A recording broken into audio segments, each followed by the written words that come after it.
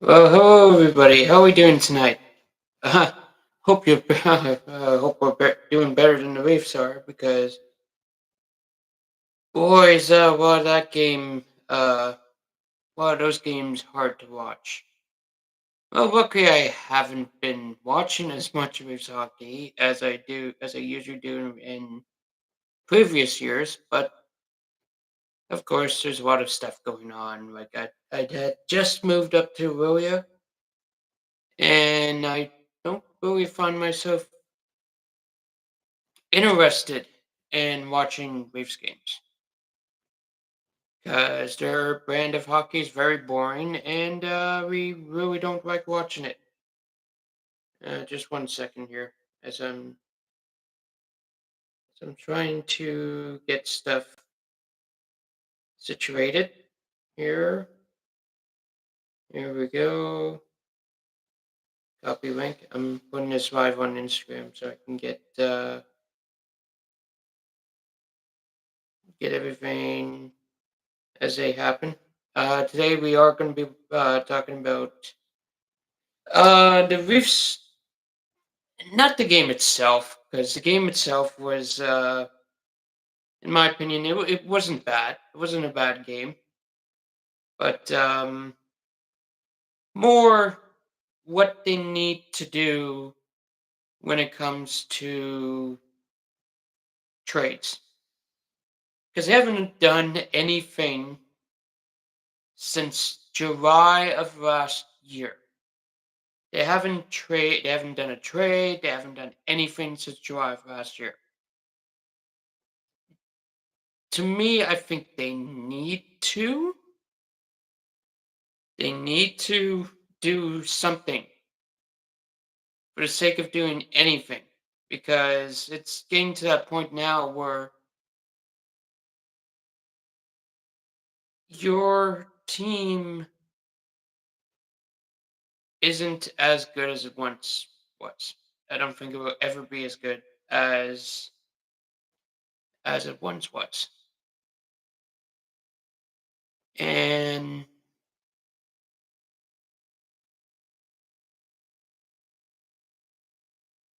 okay, wait, that's not the story I want.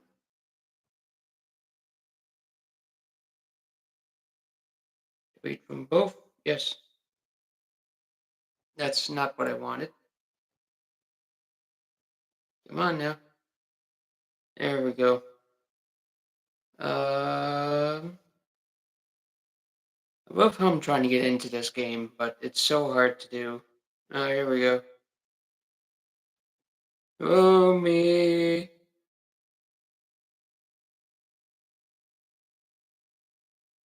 Uh,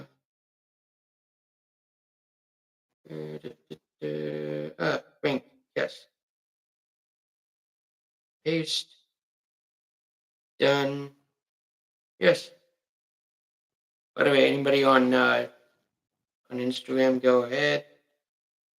I'll post a link there. Let's get this out. There we go. On Instagram and Facebook. Post on my main page. Posted on my Instagram and Facebook. Now we just hopefully people will watch this even after I'm done being live because I do have stuff ready on here to talk about. Because to me, it needs to be talked about how really the Reefs have had the inefficiency to really do anything when it comes to the trade market or even like the transaction market because they just don't do anything. And in my opinion, we have certain guys that you could get rid of because they just don't fit what this team is. And I think the first guy you really need to get rid of, I don't think it's going to happen this year. It might. I think you need to get rid of Craig Bube. I'm going to say this again. his style of hockey doesn't fit this team whatsoever. It doesn't. He's a great coach, but there's too many offensive guys, like, especially like Matthews and Nylander. It just seems like since he's become coach of Matthews and Nylander, it seems like their offensive production has gone down, and that's because of Blue Bay style of play, which just doesn't fit. It doesn't fit those two. And those two are your star players now. And they're not rough guys. Like Matthews will throw a hit once in a while, but he's not going to be that guy. And Nylander, well, we all know Nylander, he's not going to throw a hit or anything. He'll do the usual flybys and all that stuff. But man, he's such a gifted player. I always like to make the comparison of him and Yager when it comes to protecting the puck in the offensive zone.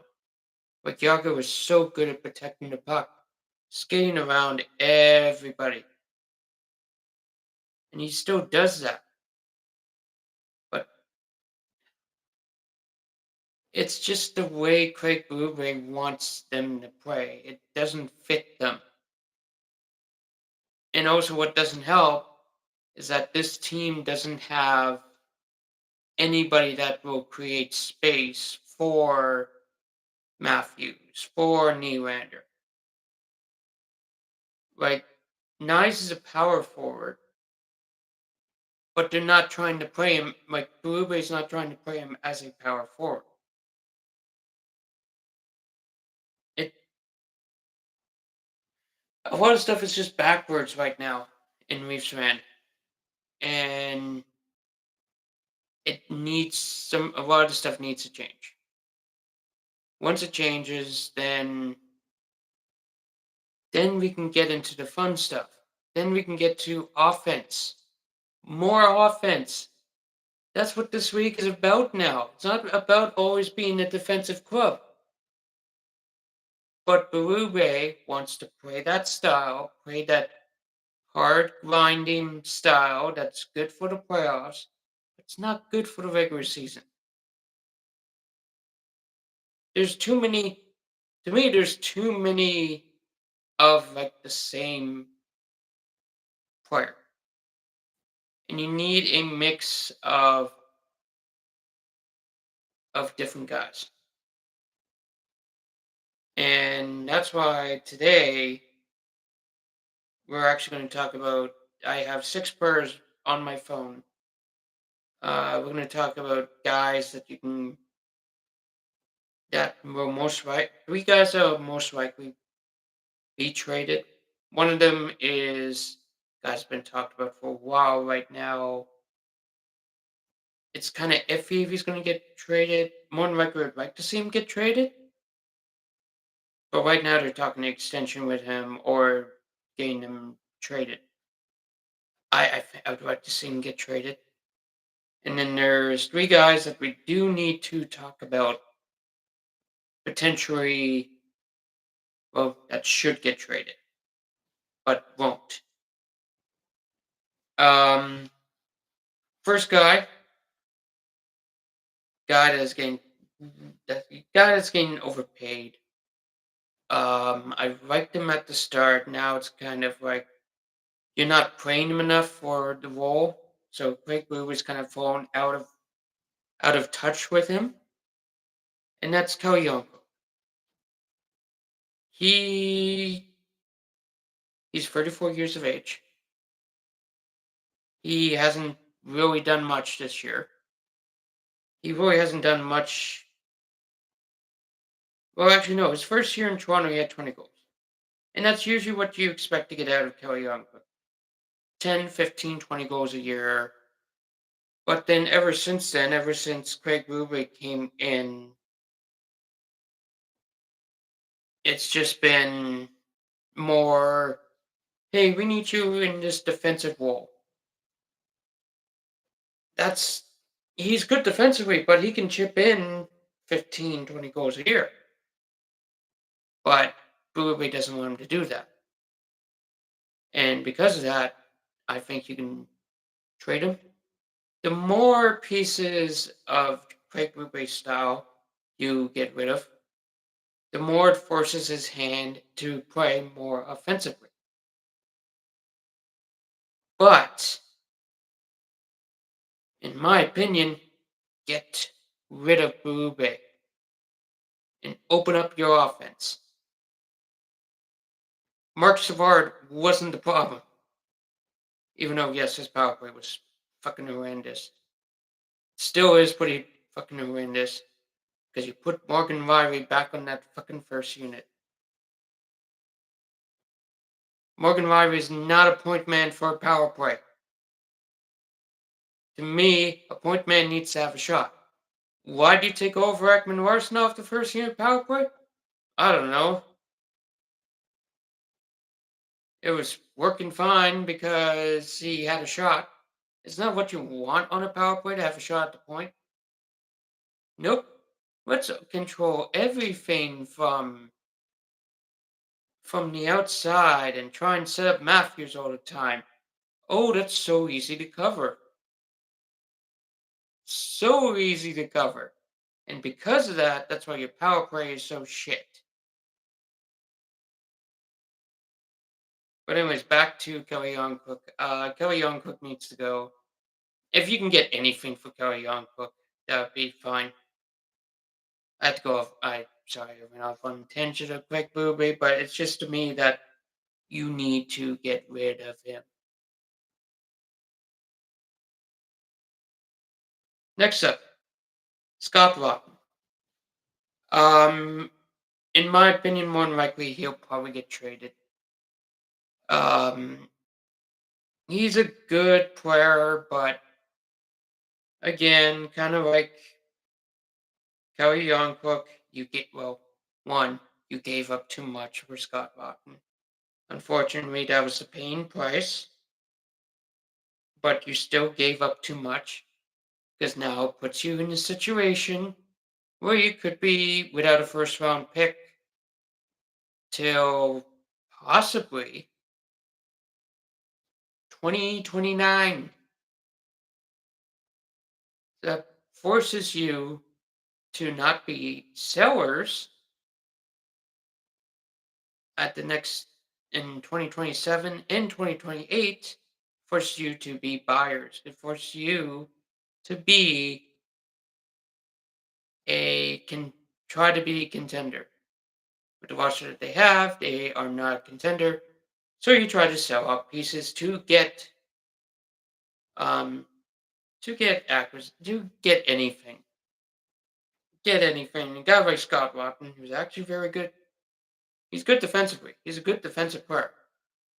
But again, it's just what Craig Booby wants. He wants defensive players. And Scott Lawton, you can fetch a third rounder, maybe even a second rounder if teams are really desperate and they need something. But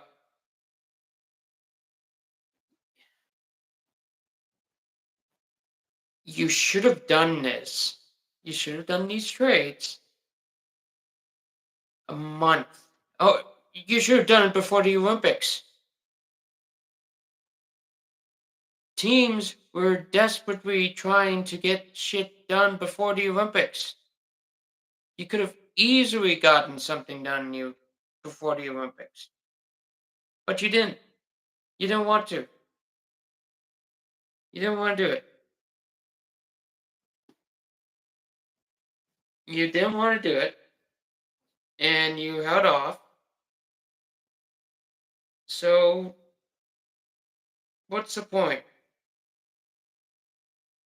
What's exactly the point?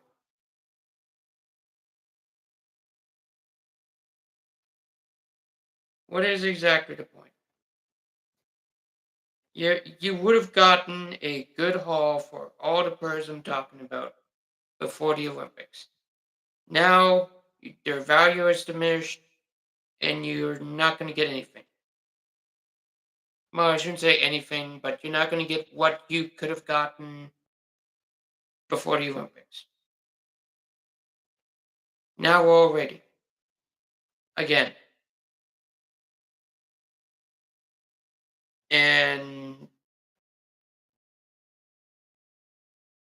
we can't stand it anymore. We just can't. As Leafs fans, we can't stand the waiting anymore. We know what this team is. This team's not going to make the playoffs. So you trade off assets to get stuff in return. You get to help you build for the future. Your future right now is so bleak. You have to. Now, this is what they might have to end up doing. You might have to go into the college free agents. Now, it's hard to do that. Well, it's hard to. They don't really go into too much of the college free agent range because other teams have better resources. They go to Europe to find players. The only problem is that when you go to Europe, you go over to Europe, players will sign contracts with you, but they won't leave until the contracts with the other teams are done. So you might be waiting 2 or 3 more years till you finally get the player that you signed. What's the point in that? Like sometimes you're waiting for the guy to develop, but the guy's already usually when a European free agent signs, it's usually about they're already about like 23, 24 years old. So at that point, there isn't too much more developing to do when they come over. You just you just bring them over, they get acclimated to the North American ice. Then the problem is they will be saying, and I've seen it a lot, they'll be saying, why am I not with the NHL club? I came here to play in the NHL, not the AHL. Then they say, oh, I want to be traded because I'm not playing the NHL. It's just dumb that way. Use keep your draft picks sometimes, especially with a Maple Leafs team like this, where they don't have the draft pick capital. That's why you trade off guys to get draft pick capital and then use the draft picks. Don't trade down because you seem to do that every damn year. Trade down your picks to get more picks and then trade those picks to get more picks. You shouldn't be doing it that way. Use the picks, get young talent in your system, develop them, and then you'll be ready for the future. Now, yes, the future could be about 2 or 3 years or 4 years down the road, but at least you'll be prepared to get new, fresh players in there. And Scott Walton's one of those pieces that should be gone. And then finally, the one guy that we've been hearing about, either he's going to be signed to an extension or traded, or he could be traded and then come back in the free agency and sign an extension with the Leafs, like re-sign with the Leafs. Bobby McMahon. Bobby McMahon, his size and his speed is an incredible asset. He's undrafted. He was undrafted. Um, Developed in the minors, which is one of the cases where is what you do. You develop players in the minors. This is one of those cases where you find an undrafted guy. He becomes a good piece for the system. Gets developed. comes in the NHL and is putting up 20 goals a year. Like this year, he's probably going to get 20 goals. But, so he's 29 years of age. There's reports out there that he could possibly fetch a first round pick to some teams. But if you knew that, you would have traded him before the Olympics. We all know this team's not making it. The first round pick that you have, oh, you actually technically don't have, is top five protected. It's a whole weird thing. So the Brendan Carl trade and the Scott Laughton trade has made this into a complete mess. So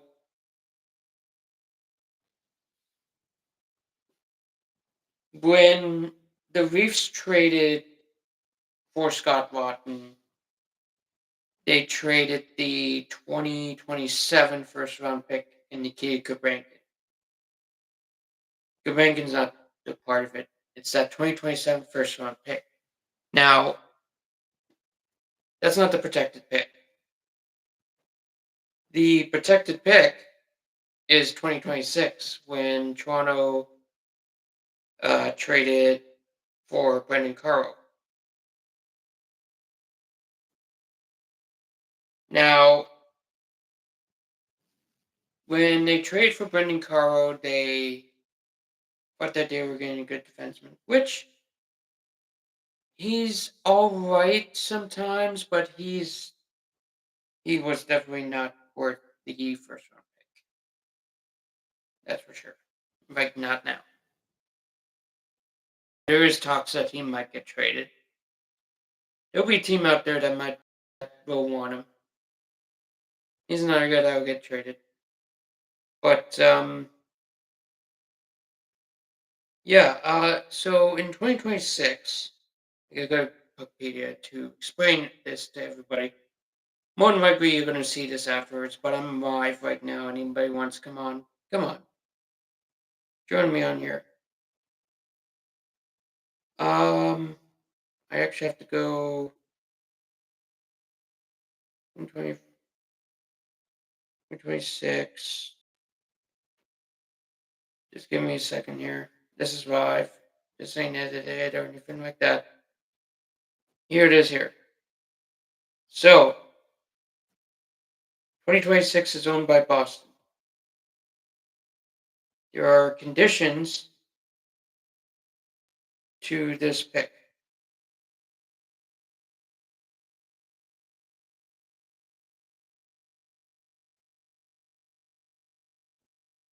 Okay. I'm still trying to find it because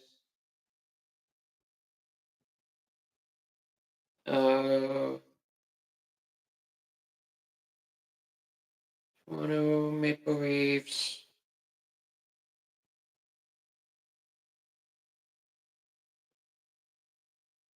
Maple Leafs draft picks 2026.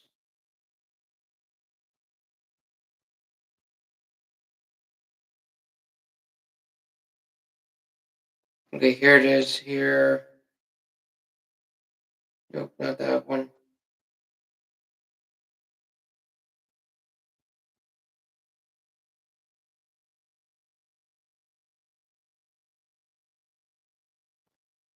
Okay, we'll go to this site here.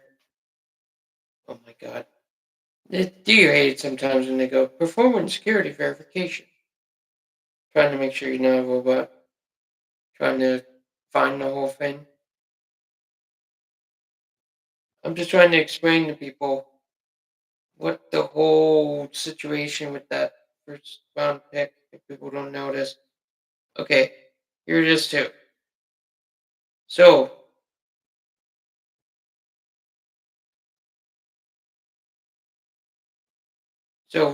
so that first round pick is top five protected. Um so the first round pick is protected in top five. If it goes top five, then the 2027 pick is unprotected.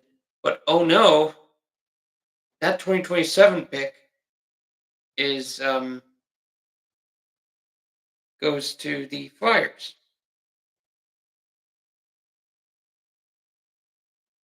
Oh my God, what's with all these protections here?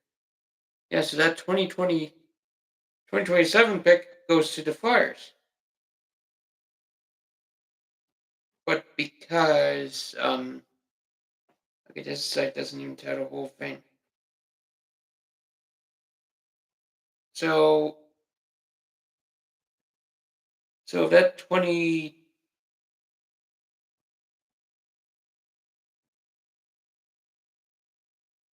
oh my God. So that 2027 pick. So the 2026 first round pick is top five protected. So if the Leafs finish top five in the draft lottery, then Boston would get 2027. But because Philadelphia owns the 2027 first round pick, then there's oh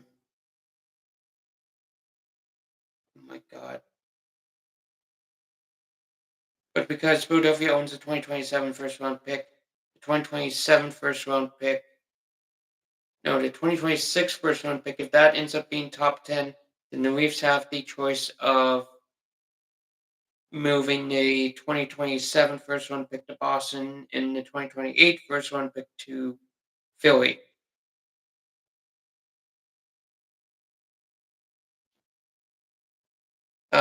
Yeah.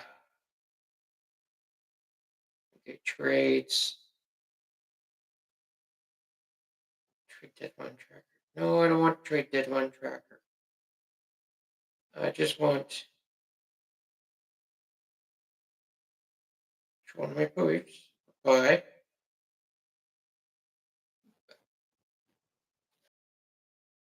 And they're gonna go, what the hell is taking them so long? Well, I wasn't expecting to talk about the whole first round, first round pick debacle that Brad True Living got himself into. Because I don't think he realized,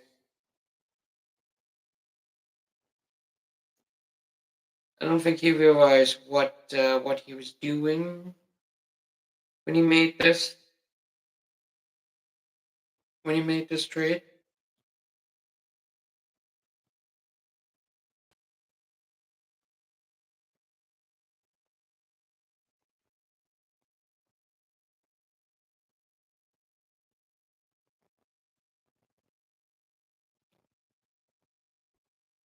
Okay, so here it is here. So the 2026 first round pick is top five protected. So it's 2027. The 2027 pick goes to Philadelphia as part of the Walken trade if it is outside the top 10, which converts this pick to Boston to a 2028 unprotected first round pick. If the pick slides to 2027 and is in the top 10, Toronto can either transfer it to Boston to satisfy this trade and then give Philly the 2028 unprotected first round pick, or transfer it to Philly and give Boston the 2028 unprotected first round pick. So the Leafs, if the pick is top five, then the Leafs get that pick, but then they have to transfer the 2027 pick to Philly and the 2028 to Boston. So that means that the Leafs could not have a first round pick until 2029 because of this deal. If you were Brad Treliving when you were making this deal, wouldn't you have looked at this and go, um, we traded our 2027 first round pick already? Because that Scott Watton deal was before the Ben Carl deal. Um, maybe we should have fought this through or something like that. But he didn't. His last trade was July 17th of 2025. And that was a fourth round pick to Vancouver for Dakota Joshua.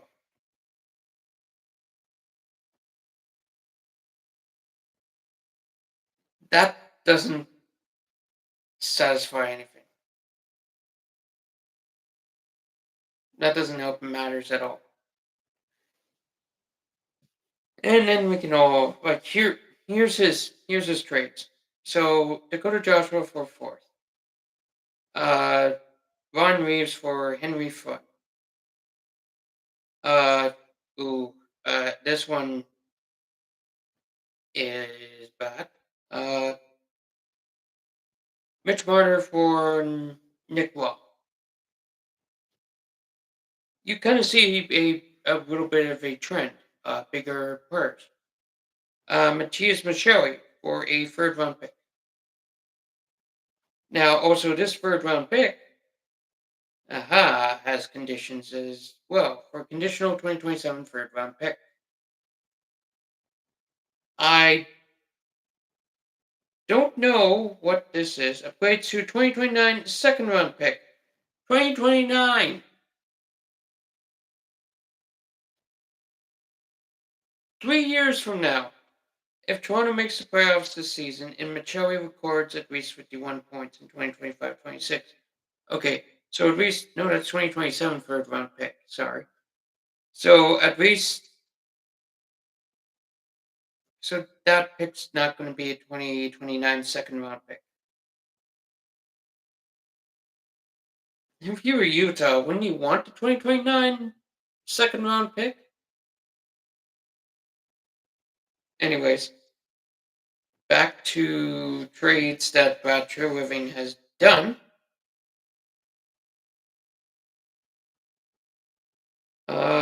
Next was Reese Johnston for future considerations. Yippee. This one that's gotten a whole mess. Brendan Carl to Toronto for Fraser Minton, a first round pick in 2026, which could be a 2027 first round pick, a 2028 first round pick. We don't know. And a 2025 fourth rounder from Philly. And then March 7th, they traded Connor Timmins for a fifth rounder. Then Nikita Booker-Bankin and a first round pick. A 2027 first round pick, which could be 2028 first round pick for Scott Lawton, a fourth and a sixth. Oh, they traded that fourth along with Fraser Minton and a first rounder that could be 2026, 2027, 2028. Who knows? That's the Leafs' choice.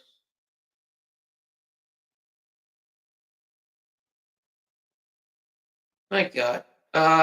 Timothy Willigan for Matt Benning, the 2026 sixth round pick, and a conditional 2025 third round pick from the Colorado Avalanche. Let's see what this conditional pick is. Oh my God, this pick has jumped around. Oh, they actually used the pick for Tyler Hopkins. But the condition was Toronto receives the earlier of Edmonton or Colorado pick. Colorado pick transfer. Okay, so it was a Colorado pick. But True Living loves to make trades for conditional picks. Here's a conditional pick. Oh, and here's this trade. Uh, actually, it's not. Wasn't a bad trade. No current contract. What the hell? Tanev has a contract. Oh, this is old, anyways. Chris Tanev, negotiation rights, which they ended up negotiating a contract. For Max Ellis in a seventh round pick. Yippee. Then we get draft day deals. Like here's this one.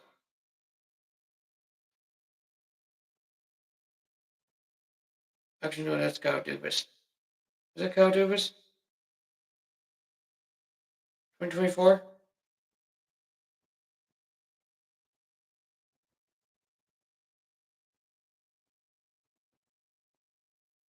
I'm just looking at these. Oh yeah, these are Kyle Dubas trades. Yep, these are Kyle Dubas trades. Never mind. What's in Kyle Dubas trades? Like, Bob True hasn't done a trade since getting Dakota Joshua from Vancouver. And that was on July 17th, 2025. Do something. To me, you have to do something with this team.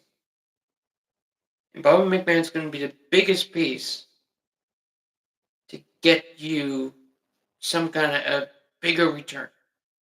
Now, the next few guys I'm going to talk about here are guys that aren't going to get traded, but we do kind of need to have a conversation of possibly. I'm not sure if they're going to be the part of the future. Now, the first guy, he just signed his extension, kicks in next year. Anthony Stolars. With the emergence of Dennis Hildeby and Joseph Wall being a good goaltender, but being younger, Stolars is 32 years of age. His extension kicks in next year. It feels like he shouldn't have signed that extension. He should be the guy that we should be trading now. But because he signed the extension, we're not trading him. But we do need to have that talk of maybe we should like get him out. Like maybe we should get him out as a goaltender. There'll be teams that will want a goaltender. There's always teams that want goaltenders. Always. The goaltending market is so plentiful that teams will go out there and literally trade whatever they can to get a goaltender. Stowers is 32 years of age. He's a good. Tonight he actually played well. He played as good as he could against the Philadelphia Flyers. But I just don't see him being. I don't see him fulfilling the full contract of 4 years. I think he's at like $3.5 million per year. I don't see him fulfilling that full contract. I see him being traded. Um, Next, Oliver Ekman-Larsson. This year he's had a almost kind of like a return. Well, not so much a return, but he's had a very good year on a very bad Leafs D core. He's probably been the best Leafs D man. But at his age of 34, and apparently has a not a full no movement, but he has a modified no movement clause. And apparently there's reports that Brad Treliving hasn't gone to him and asked him to waive it. I think it still would be in the off season. I think you still need to have that conversation of this Reeves team's taking a step back and we're going to retool. Do you want to be a part of that? And if he says yes, great. He can be a veteran on that decor. If he says no, I want to win a Stanley Cup, another Stanley Cup, then you can trade him in the offseason or whenever you can. Because again, he's another guy that I just don't see as part of the future, as part of the core of the D, but knowing Brad Treliving and watch and seeing how Calgary built their teams, Ekman Larson's not going to get traded. I think he should get traded, but he's not going to get traded. That's just how it's going to be. He doesn't like to do many trades. He hasn't done many, but he needs to. He needs to do trades at this point. And speaking of that, the biggest conversation, and I'm going to finally get into detail with this, Morgan Riley. The longest tenured Maple Leaf. 31 years of age. He's actually having his best year. Actually, no, he's down. He's having his best goal scoring total year since 21-22. That's 5 years ago. It's about 4 or 5 years ago. But he's not the same D-man. He has 120 goal year, and that was in 18-19. Where did that go? Where did that go? Where did that disappear to? What happened? What happened to it? We don't know. Injuries, maybe too much playing time. Not a power play guy. Shouldn't be a power play guy. We all know that.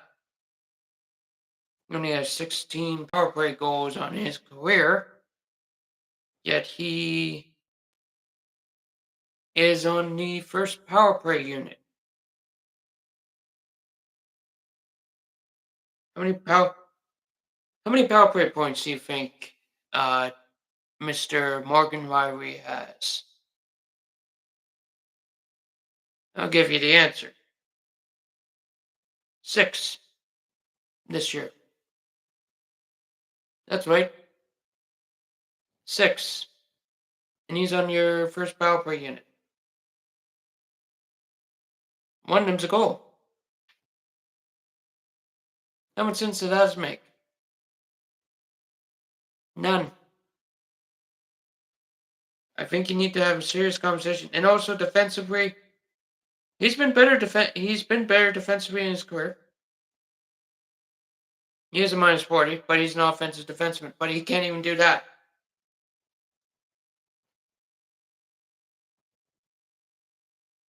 He can't even do that. Why? Why can't he do that? I don't know. Sorry, I'm trying to fix these glasses here because they look like they're like lopsided on the camera. But anyways, we've been calling for it for years now. Take him off the first unit. Take him off the first unit completely, even on defense. And I think if you're the Leafs, you need to have a serious conversation with him. He has a full no movement clause, but you need to have that serious conversation of, okay, we don't see you as part of our future. And would you be willing to waive that full movement, no movement clause? It'd be kind of like the same situation as Barry Murphy. But this one's more needed than what Barry Murphy was.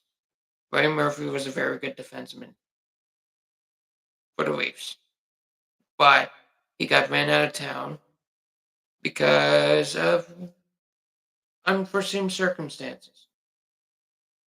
And the Reefs were dumb in doing that. And they said, "Hey, we'll get you out of town, but we'll pay half your salary and not get anything for him."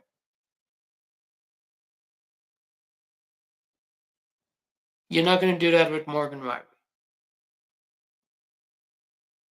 Will you get a lot in return for Morgan Riley? Maybe. There are some pretty dumb GMs that will get that will say, "Hey, we can change Morgan Riley. We'll give you all this stuff for Morgan Riley." Great, we'll take it. There's a lot of stuff that the Reefs need to do. I wouldn't necessarily consider it a rebuild. Um, I would kind of consider it like a retool, gain assets, be like conservative. No,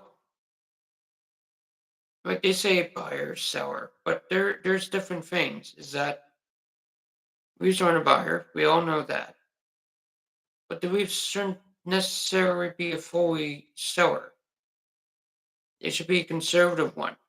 Sell the pieces off that have expiring deals or guys that you don't use. Get what you can, and then come back next year. Do what better. Do what better in the free agency market. You're gonna have a lot of money to spend. There will be some good free agents. Do that, and hopefully next year it'll be a lot better for Reefs fans. And hell, I might watch more games this year. I haven't been watching a lot of games that I'm used to watching. I just haven't been fully invested because this Reefs team, from what I've seen from highlights, whatever I could see, man, it just has not looked good. It hasn't looked good, and we all know next year, if if whatever they do, if they do nothing, we are in for hell. Because it's going to be a long, however many games are left. If they don't do anything, if they do stuff, great. Maybe we'll see some young guys in the lineup. Give them an opportunity. Let them play. Like Easton Cowan. You're finally giving Easton Cowan an opportunity, Craig Berube. What the hell is that? And to give him an opportunity, though, you have to scratch Nick Robinson. Which Nick Robinson needs a fresh start. He needs to go anyways. But you scratch Nick Robertson to give Easton Cowan a spot. A little bit counterproductive, isn't it? Maybe you scratch, I don't know, Steven Lorentz. Like there's guys that you can scratch and leave out of the lineup to give Nick Robertson playing time. Like, isn't that what you want? And Easton Cowan, you're giving him playing time on the fourth line. He's 20 years old, man. You're supposed to be trying to develop the kid. And he was out for a month. Not because of injury, because you scratched him. You scratched him. If you're going to scratch him, Brad True you should have sent him down to the minors. Send him down to the HL for a hell, send him down for the minors for the month. Let him play down there. Develop him. Don't leave the guy stagnant. I guess I get that you're training and skating and all that stuff. Getting into game action is the best thing for a player. But you didn't even do that. And now he's going to be 21 next year, and you're going to stunt his growth because you didn't play him enough. You scratched him because you trust your older players. Here's the thing. This year's a wash. Play your younger players a little bit more. Call up some guys from the AHL. Jacob Quinlan. Hell, if you're going to trade one of your goaltenders, bring up Dennis Hildeby. Dennis Hildeby should not be in the AHL. He should be in the NHL. If you're not going to play Dennis Hildeby in the NHL, trade him. There's a guy who you'll get a haul for. Should we trade him? No, because he's actually a guy that we developed.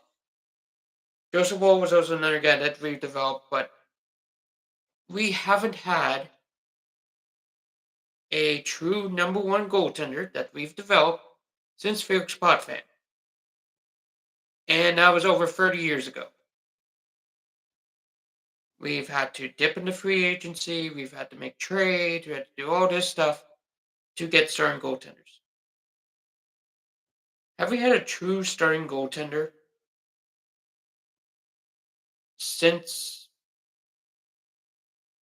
I guess, probably Freddie Anderson? And even before that, we had like Ed Belfour, we had Kurz Joseph. But I'm talking like, have we really like developed a goaltender? No, since Felix Potvin.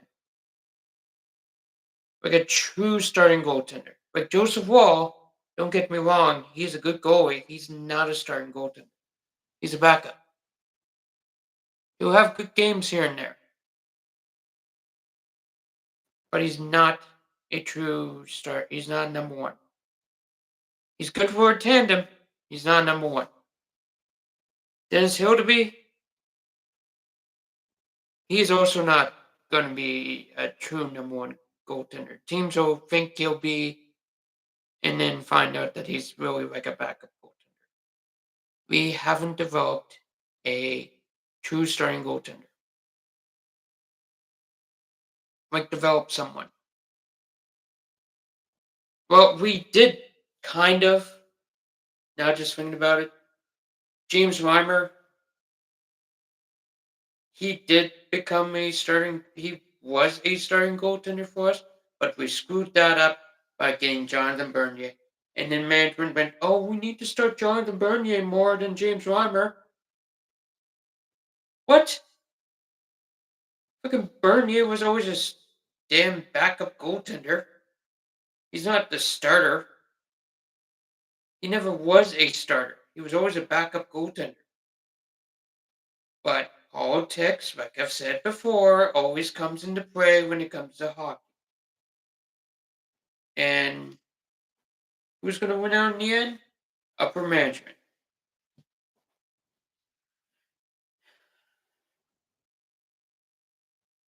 Anyways, this will be, I guess, technically this will be afterwards I guess, a YouTube video. If I know how to edit. Like, comment, subscribe, share, all that good stuff.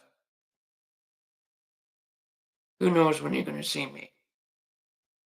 But when you do, hopefully the Reefs do something. It'll probably be after the trade deadline. And we can talk about all the stuff the Reefs did, or we can talk about all the stuff that the Reefs didn't do. But hopefully, when I see you next time, I'll be a much happier person. Because the Reefs man, being a Reefs fan, kills you. We'll see you next time. Have a good night.